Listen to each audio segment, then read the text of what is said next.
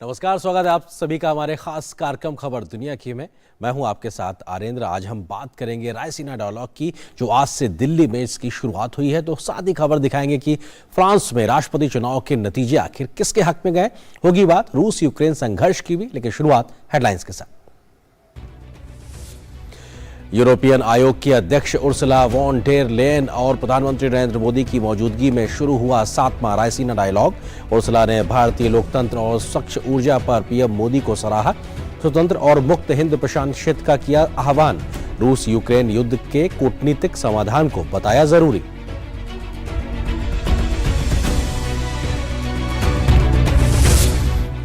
European आयोग की अध्यक्ष ने प्रधानमंत्री मोदी से की मुलाकात। भारत यूरोपीय संघ रणनीतिक साझेदारी की प्रगति की हुई समीक्षा।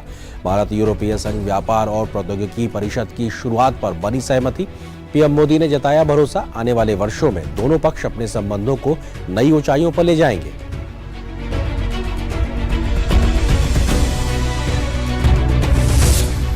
यूक्रेन युद्ध की लपटों के बीच अमेरिका के 2 उच्च मंत्री पहुंचे कीव। अमेरिकी विदेश मंत्री ब्लिंकन और रक्षा मंत्री ऑस्टिन ने यूक्रेनी राष्ट्रपति जेलेंस्की के साथ की लंबी बैठक।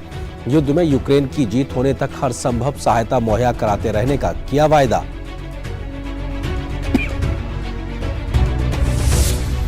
अमेरिकी रक्षा मंत्री ने कहा, उचित सैन्य सहायता मिले तो जंग जीत सकता है यूक्रेन। कहा, यूक्रेन को लगातार सैन्य सहायता सुनिश्चित करेगा अमेरिका। अब तक यूक्रेन के लिए लगभग 3.7 अरब डॉलर की सहायता घोषित कर चुका है बाइडेन प्रशासन।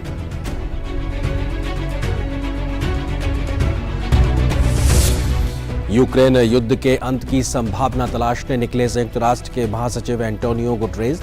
मॉस्को और कीव के पहले तुर्की का किया दौरा। मंगलवार को मॉस्को में रूसी राष्ट्रपति पुतिन से करेंगे चर्चा। रूस से सीधे जाएंगे यूक्रेन। कीव में राष्ट्रपति जेलेंस्की से होगी मुलाकात। फ्रांस में एक और कार्यकाल के लिए राष्ट्रपति चुने गए इमैनुअल मैक्रों। धुर दक्षिणपंथी प्रतिद्वंदी मरीन ली पेन को दी शिकस्त। मैक्रों ने हासिल किए अनुमान से कहीं अधिक 58.55% वोट। विजय के बाद समर्थकों को किया संबोधित। कहा, सबको लेकर चलेंगे साथ।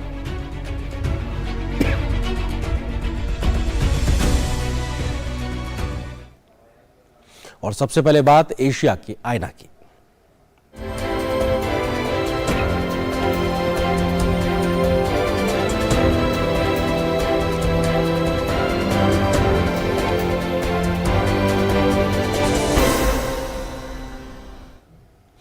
यूरोपीय आयोग की अध्यक्ष Ursula von der Leyen Bharat के दौरे पर हैं। आज उन्होंने Raisina dialogue keynote address भी दिया है। इससे पहले उनकी मुलाकात राष्ट्रपति रामनाथ कोविंद, प्रधानमंत्री नरेंद्र मोदी, विदेश मंत्री डॉक्टर एस जयशंकर से हुई है। और मुद्दा यही रहा कि यूरोप और भारत के बीच कैसे ऐसे तमाम क्षेत्र हैं जहां विकास की असीम संभावना है। क्या कुछ रहा इन तमाम महत्वपूर्ण मुलाकातों में, देखिए खास रिपोर्ट। भारत की यात्रा पर आई यूरोपीय आयोग की अध्यक्ष उर्सुला वॉन डेर लेयन ने सोमवार को राष्ट्रपति रामनाथ कोविंद से मुलाकात की। राष्ट्रपति भवन में हुई इस मुलाकात में दोनों नेताओं ने भारत यूरोपीय संघ के बीच संबंधों को बेहतर बनाने और इसे व्यापार, अर्थव्यवस्था, जलवायु और डिजिटल कनेक्टिविटी जैसे क्षेत्रों में भी नई ऊंचाइयों तक पहुंचाने पर चर्चा की। सोमवार को रायसीना डायलॉग 2022 के उद्घाटन से पहले मुलाकात हुई प्रधानमंत्री नरेंद्र मोदी और यूरोपीय आयोग की अध्यक्ष उर्सुला वॉन डेर लेयन की। इस द्विपक्षीय बैठक में दोनों नेताओं ने बहुआयामी भारत यूरोपीय संघ रणनीतिक साझेदारी की प्रगति की समीक्षा तो की ही, साथ ही व्यापार के क्षेत्र में सहयोग, जलवायु से जुड़े मुद्दे, डिजिटल प्रौद्योगिकी और लोगों से लोगों के बीच संबंधों को और गहरा करने पर भी सहमति जताई। बैठक की शुरुआती टिप्पणी में प्रधानमंत्री नरेंद्र मोदी ने विश्वास जताया कि आने वाले वर्षों में दोनों पक्ष अपने संबंधों को नई ऊंचाइयों पर ले जाएंगे। वहीं यूरोपीय आयोग की अध्यक्ष ने कहा कि भारत और यूरोपीय संघ में काफी कुछ समानता है, जिसमें जीवंत लोकतंत्रों की उपस्थिति संबंधों को बेहद खास बनाती है। भारत आपके लिए नया नहीं है, पहले भी आपका आना हुआ है। बहुत ही आपकी हर यात्रा भारत के लिए हमेशा बहुत ही उत्साहजनक रही है। लेकिन इस बार आप एक नई जिम्मेवारी के साथ पहली बार भारत आ रही है। यूरोपियन कमीशन का अध्यक्ष पद स्वीकार करने के बाद आपका भारत आना हमारे लिए बहुत महत्वपूर्ण है। मैं समझता हूँ कि आपके नेतृत्व में भारत और यूरोप के संबंधों को एक नई ऊंचाई मिल रही है, संपर्कों के नए क्षेत्र खुल रहे हैं और ये हमारा सहयोग और अधिक हमारे संबंधों को आगे बढ़ाएगा, ये मेरा पक्का विश्वास है। This year marks the 60th anniversary of the EU-India relationship. And I think this relationship is today more important than ever. We have a lot in common. We are vibrant democracies. We are strong supporters of the international rules-based order. We are large economies. And we have a lot in common, but we are also facing a challenging political landscape. Bharat और यूरोपीय संघ भारत यूरोपीय संघ व्यापार और प्रौद्योगिकी परिषद की शुरुआत करने पर सहमत हुए। यह रणनीतिक समन्वय तंत्र दोनों भागीदारों को व्यापार, विश्वसनीय प्रौद्योगिकी और सुरक्षा के गठजोड़ में चुनौतियों से निपटने में मदद करेगा। दोनों नेताओं ने उम्मीद जताई कि इस तरह के पहल भारत और यूरोपीय संघ के बीच सहयोग को और गहरा करेगा। I'm very glad that you, Prime Minister, and I agreed to put in place a Trade and Technology Council. The European Union has only one Trade and Technology Council in place, and that is with the United States. And I think, therefore, it is telling that it was so important for us to put up a second Trade and Technology Council with India. दोनों पक्ष इस बात पर सहमत हुए कि भू राजनीतिक में तेजी से हो रहे बदलाव के समय में गहन रणनीतिक जुड़ाव की आवश्यकता की ओर बल देते हैं। व्यापार और प्रौद्योगिकी परिषद राजनीतिक निर्णयों को संचालित करने के लिए आवश्यक संरचना और आवश्यक मंच प्रदान करेगी। इससे जहां तकनीकी पहल ये सुनिश्चित करेगी कि निश्चित किए गए क्षेत्रों में की गई पहलों का कार्यान्वयन सुनिश्चित हो और राजनीतिक स्तर पर इसकी सूचना लगातार पहुंचती रहे, ताकि इसकी प्रगति को लगातार कायम रखा जाए, जो यूरोपीय और भारतीय दोनों अर्थव्यवस्थाओं के लिए बेहद जरूरी है। भारत यूरोपीय आयोग ने अपनी साझा प्रेस विज्ञप्ति में कहा कि हम राजनयिक संबंधों की स्थापना की 60वीं वर्षगांठ मना रहे हैं और हमें विश्वास है कि यूरोपीय संघ और भारत के साझा मूल्य और सामान्य हित पारस्परिक रूप से लाभप्रद और गहन रणनीतिक सहयोग को तेज करने के लिए एक मजबूत आधार प्रदान करते हैं। व्यापार और प्रौद्योगिकी परिषद की स्थापना अपने आप में अनोखा है, क्योंकि ये पहला मौका है जब भारत ने अपने किसी साझेदार के साथ इस तरह का कदम उठाया है। तो यूरोपीय संघ ने अमेरिका के बाद सिर्फ भारत के साथ इस तरह के परिषद के निर्माण के लिए सहमति जताई है। इससे पहले सोमवार को भी यूरोपीय आयोग के अध्यक्ष ने विदेश मंत्री डॉक्टर एस जयशंकर से मुलाकात की, जिसे लेकर विदेश मंत्री ने अपने ट्वीट संदेश में कहा कि यूरोपीय आयोग की अध्यक्ष उर्सुला वॉन डेर लेयन से मुलाकात बेहद सुखद रही। हमने भारत यूरोपीय संघ के बीच साझेदारी को आगे ले जाने पर चर्चा की। इसके साथ ही हमने यूक्रेन संघर्ष के आर्थिक और राजनीतिक प्रभाव पर भी विचारों का आदान प्रदान भी किया। सोमवार को यूरोपीय आयोग की अध्यक्ष उर्सुला वॉन डेर लेयन ने बापू महात्मा गांधी की समाधि राजघाट पर जाकर अपने श्रद्धा सुमन भी अर्पित किए।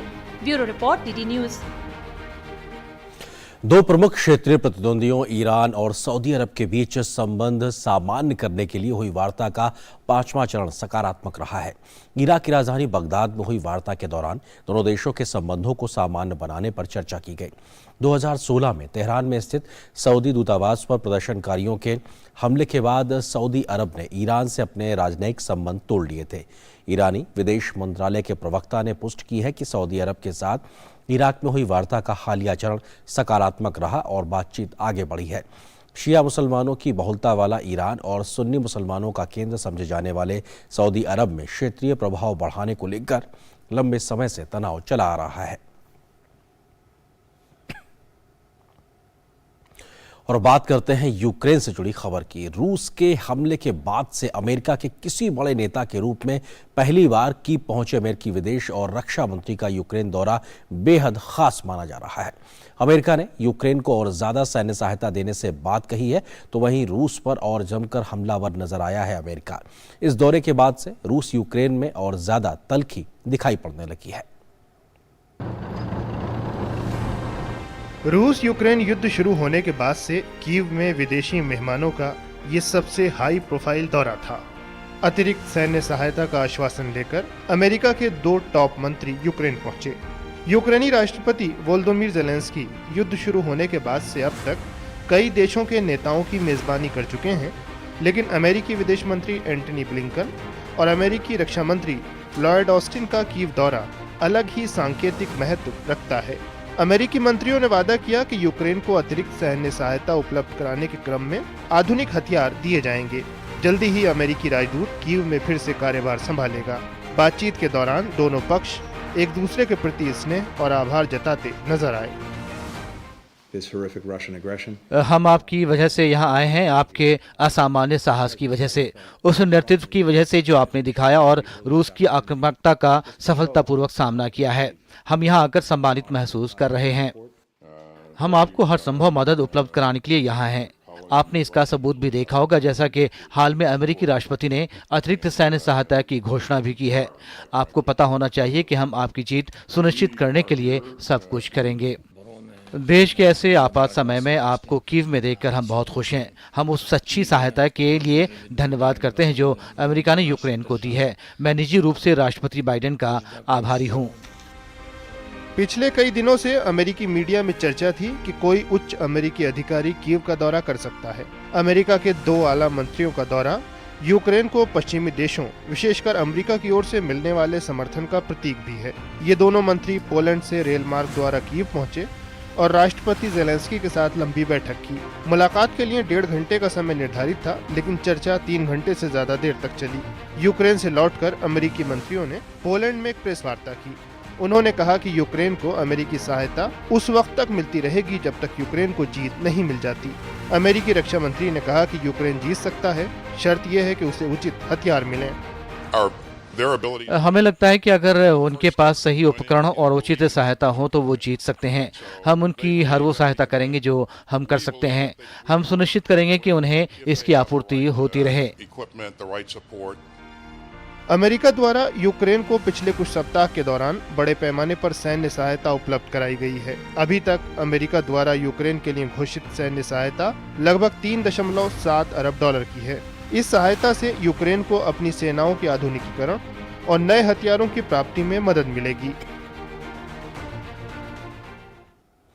वहीं रूस और यूक्रेन के बीच युद्ध रुकवाने के लिए प्रयासरत संयुक्त राष्ट्र महासचिव एंटोनियो गुटेरेस ने सोमवार को तुर्की का दौरा किया।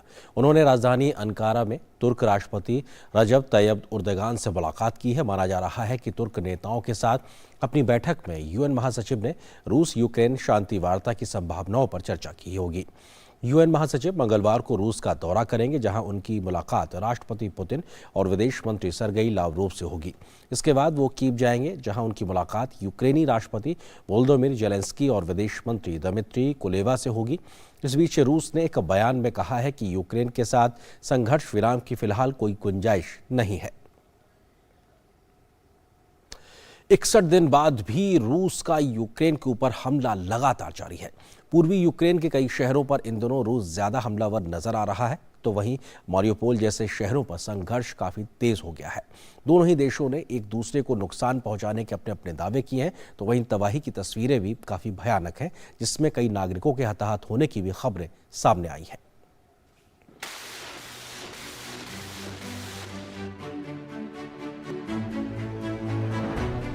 पिछले 2 महीनों से यूक्रेन रूस के बीच युद्ध की आग धधक रही है।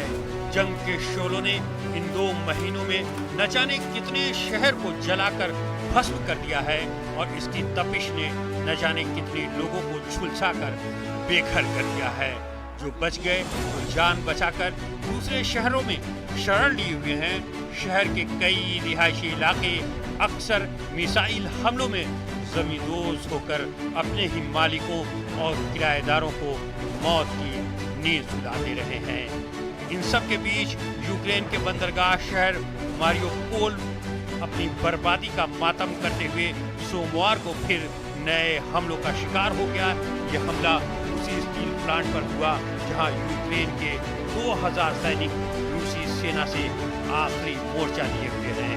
राष्ट्रपति पुतिन ने पिछले दिनों प्लांट पर हमला न करने का निर्देश दिया था। यूक्रेन के हमलों के दावों के बीच रूस ने स्टील प्लांट के क्षेत्र में युद्ध विराम की घोषणा की है।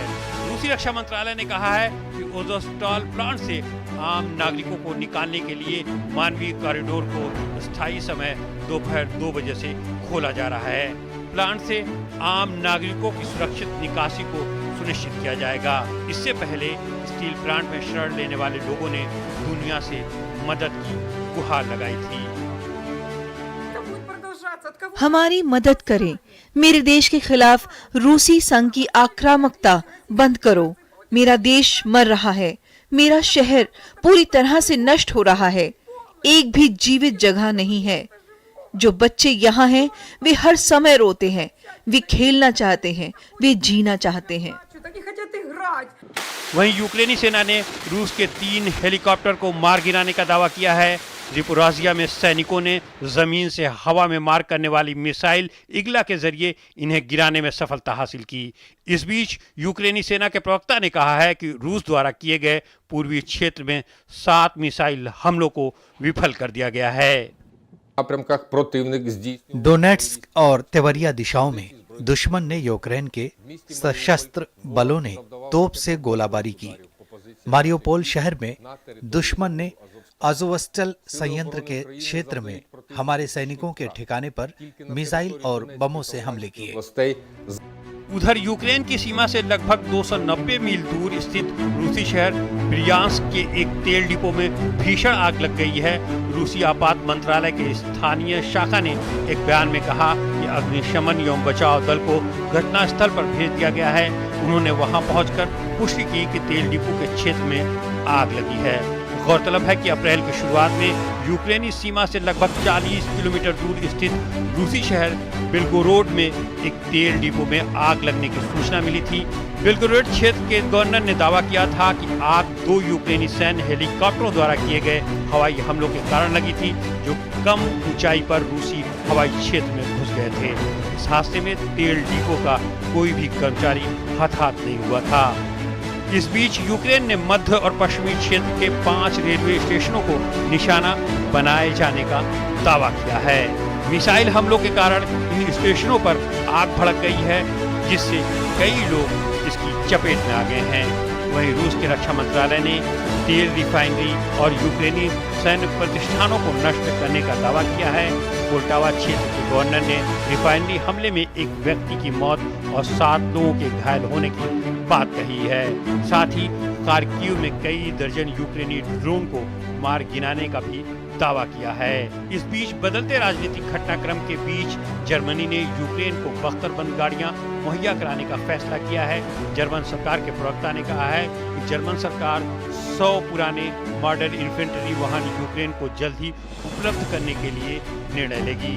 जर्मन रक्षा मंत्री रायन मेटॉल ने यूक्रेन वाहनों को निर्यात करने की मंजूरी का अनुरोध किया है। यूक्रेन पर रूसी हमले के 2 महीने पूरे हो चुके हैं। इन 2 महीनों में यूक्रेन को बहुत नुकसान हुआ है। मीडिया रिपोर्ट्स के मुताबिक अब तक जंग में यूक्रेन के 2500 से 3000 सैनिक, 2435 आम नागरिक, 251 बच्चे जान गंवा चुके हैं। इसके अलावा 10,000 से ज्यादा यूक्रेनी सैनिक और 3000 से अधिक आम नागरिक घायल हुए हैं। इस बीच युद्ध के खिलाफ विरोध प्रदर्शनों का दौर भी जारी है। नॉर्वे में ग्रीन पीस के कार्यकर्ताओं ने युद्ध का विरोध करते हुए नॉर्वे पहुंचने वाले रूसी तेल के टैंकर को रोकने की मांग की। ये टैंकर नॉर्वे की राजधानी ओस्लो से करीब 70 मील दूरी पर खड़ा है। ग्रीन पीस से जुड़े लोगों ने नाव की श्रृंखला बनाकर टैंकर को रोकने का प्रयास किया। और यहाँ पर एक छोटे से ब्रेक के लिए रुकते हैं।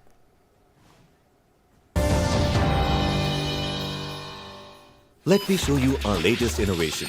Orient BLDC fans. Intelligent BLDC technology. इन ओरिएंट फैंस में BLDC टेक्नोलॉजी है। यानी बिजली का बिल ऑलमोस्ट आधा और लो वोल्टेज में भी बढ़िया performance. Fantastic. Orient BLDC fans. Very silent, very powerful, very efficient. और ब्रेक के बाद अब देखते हैं यूरोप में इन दिनों क्या है बड़ी खबर।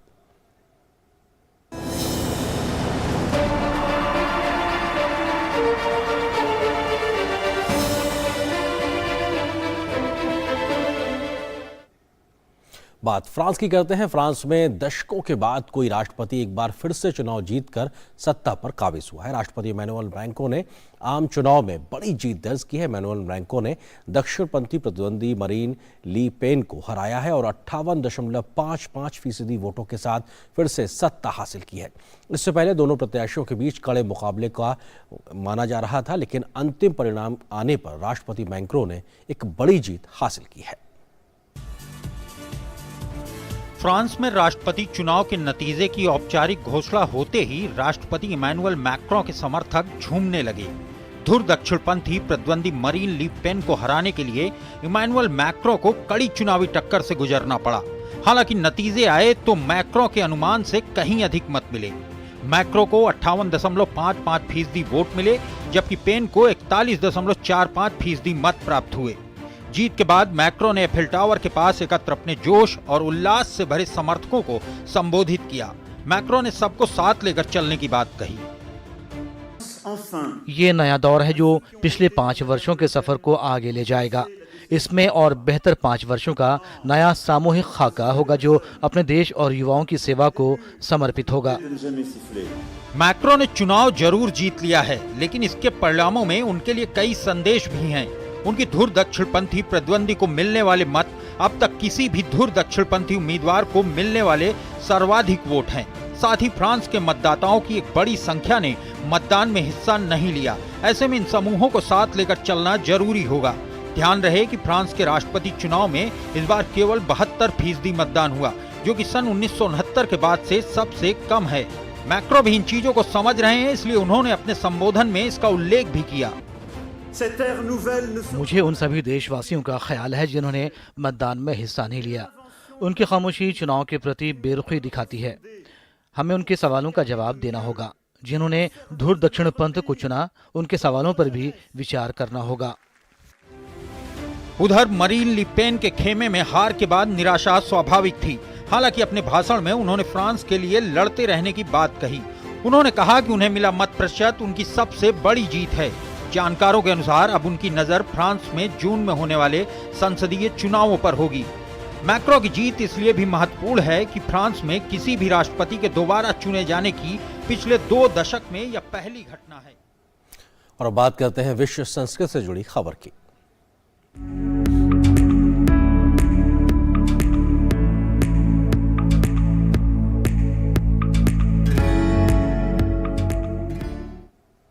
पहले विश्व युद्ध में तुर्की के गैलीपोली प्रायद्वीप पर युद्ध लड़ने वाले ऑस्ट्रेलिया और न्यूजीलैंड के सैनिकों को याद किया गया। इस दिन को अजांक दिवस कहते हैं। दुनिया के कई हिस्सों में सैनिकों को श्रद्धांजलि देने के लिए तमाम प्रकार के कार्यक्रमों का आयोजन किया गया। अपने वीर सपूतों और सरहदों के निगाहबानों को नमन करते ऑस्ट्रेलिया और न्यूजीलैंड के लोग। सेना के जवानों के बलिदान को याद करने का ये उत्सव इस बार और खास हो गया जब कोरोना महामारी की बंदिशों के 2 साल बाद पूरे परंपरा और उत्साह के साथ लोगों ने समारोह में हिस्सा लिया। अंजाक दिवस मूल रूप से प्रथम विश्व युद्ध के दौरान तुर्की के गैलीपोली प्रायद्वीप पर एक खूनी लड़ाई की याद में मनाया जाता है। प्रथम विश्व युद्ध के दौरान 25 अप्रैल 1915 में सहयोगी सेना के एक बेड़े में शामिल ऑस्ट्रेलिया और न्यूजीलैंड आर्मी कॉर्पस के हजारों सैनिक गैलीपोली प्रायद्वीप के संकीर्ण समुद्री तटों पर उतरे थे। ये एक बेहद दुर्भाग्यपूर्ण सैन्य अभियान था जिसमें 1,30,000 से अधिक लोगों की जान जाने का दावा किया जाता है। अंजाक गैलीपोली में जान गंवाने वाले ऑस्ट्रेलिया और न्यूजीलैंड के सैनिकों को याद करने का दिन है। अंजाक समारोह में शिरकत करते हुए न्यूजीलैंड के प्रधानमंत्री जेसिंडा अर्डन ने कहा कि यूक्रेन पर रूस के आक्रमण से पता चलता है कि शांति को हल्के में नहीं लिया जा सकता है। आज इस दिन हमें याद करना चाहिए कि शांति को हल्के में नहीं लिया जा सकता। इसे नेताओं के कृत्यों द्वारा संरक्षित किया जाना चाहिए और नागरिकों के कार्यों के माध्यम से संरक्षित किया जाना चाहिए। गैलीपोली के तटों पर भी ऑस्ट्रेलिया और न्यूजीलैंड के इन वीर सपूतों की याद में समारोह का आयोजन किया गया। तुर्की की सरकार ने इस स्थान को अंजाक कोर नाम दिया है। आयु उन्हें थका नहीं पाएगी और न ही साल निंदा कर पाएंगे। सूरज ढलने पर और सुबह हमने उन्हें याद किया। वहीं ब्रिटेन के प्रिंस विलियम ने भी लंदन में आयोजित कार्यक्रम में हिस्सा लिया। उन्होंने सोनेटॉफ में एक पुष्पांजलि समारोह में सैनिकों को श्रद्धांजलि अर्पित की। 25 अप्रैल 1915 को पहली बार अंजाक की सेना गैलीपोली के तट पर उतरी और प्रथम विश्व युद्ध में शामिल हुई। योजना इस भूमि पर कब्जा करने की थी। इसके बाद गैलीपोली और तुर्की की मुख्य भूमि को जोड़ने वाली पट्टी डॉर्नेज पर पहुंचना था। इस पर कब्जा कर सहयोगी सेना आसानी से काला सागर पर नियंत्रण कर सकती थी। ये युद्ध करीब 8 महीने तक चला। दोनों तरफ से भारी नुकसान हुआ। सहयोगी सेना के 56,000 सैनिकों की जान गई। इनमें ऑस्ट्रेलिया के 8,709 जबकि न्यूजीलैंड के 2,721 सैनिक मारे गए। ऑस्ट्रेलियाई सेना के पूर्व और मौजूदा सैनिकों ने मार्च निकालकर गैलीपोली में जान गंवाने वाले सैनिकों को याद किया। इसी तर्ज पर न्यूजीलैंड ने भी अपने वीर गति पा चुके सैनिकों को याद किया। फिर अपने योद्धाओं को याद करने की इस शुरुआत ने परंपरा का रूप धारण कर लिया और हर साल 25 अप्रैल को अंजाक दिवस के रूप में मनाया जाने लगा। इस खबर के साथ खबर दुनिया की संख्या में फिलहाल बस इतना है, लेकिन डीडी न्यूज पर खबरों का सफर लगातार जारी है। नमस्कार।